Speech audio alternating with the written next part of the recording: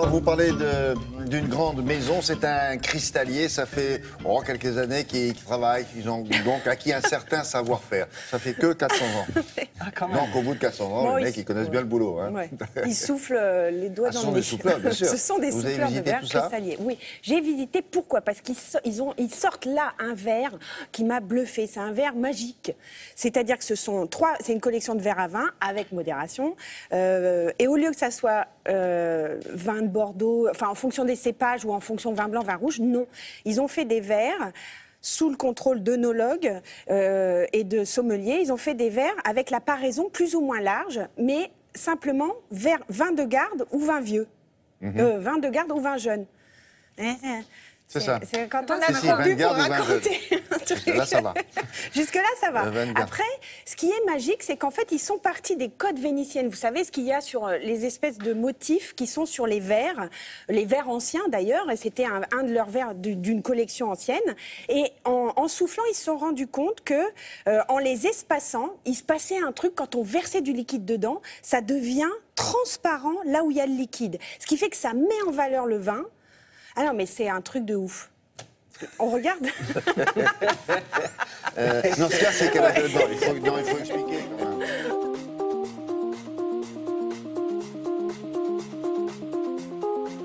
C'est une ligne qui est intégralement donc soufflée à la bouche au sein de la cristallerie. Pour nous, c'était une véritable difficulté technologique d'avoir un buvant très fin, d'avoir une jambe très fine et surtout d'avoir des verres qui soient particulièrement bien équilibrés.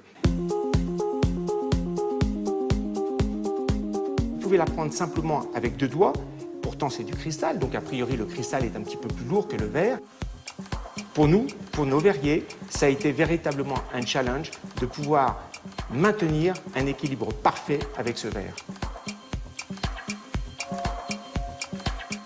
Nous avons dans nos collections donc une ligne qui s'appelle Tissel, qui elle-même a des codes vénitiennes. Et je dirais un peu par hasard, nous avons versé du vin dans ce verre. Nous avons constaté que l'intégralité des codes vénitiennes disparaissait. Et c'est ce qui nous a donné l'idée donc de faire ces codes vénitiennes. Vous avez un petit bourrelet de cristal qui est à l'intérieur du moule. Lorsque vous soufflez, le bourrelet va apparaître sur la paraison. Lorsque vous allez verser ensuite votre vin, votre champagne, au sein du verre, ce petit bourrelet de cristal, cette côte, va totalement disparaître. Et c'est vraiment ça l'effet magique.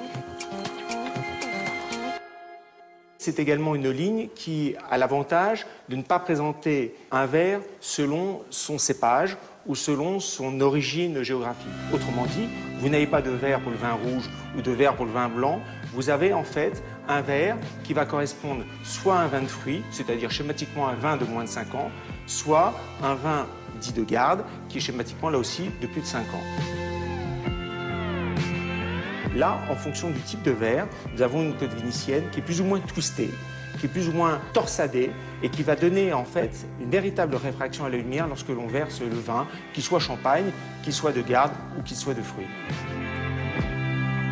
Saint-Louis a la particularité d'avoir été créé en 1586, 429 ans d'existence. Et pourtant, c'est une manufacture qui est toujours de son temps, grâce à l'apport de designers externes qui vont venir nous enrichir, nous permettre une confrontation permanente entre, d'une part, le regard de nos verriers, qui sont des artisans, et le regard de designers, voire d'artistes, qui sont des regards totalement différents. Notre manufacture a toujours été, de ce fait-là, une manufacture complètement de son temps.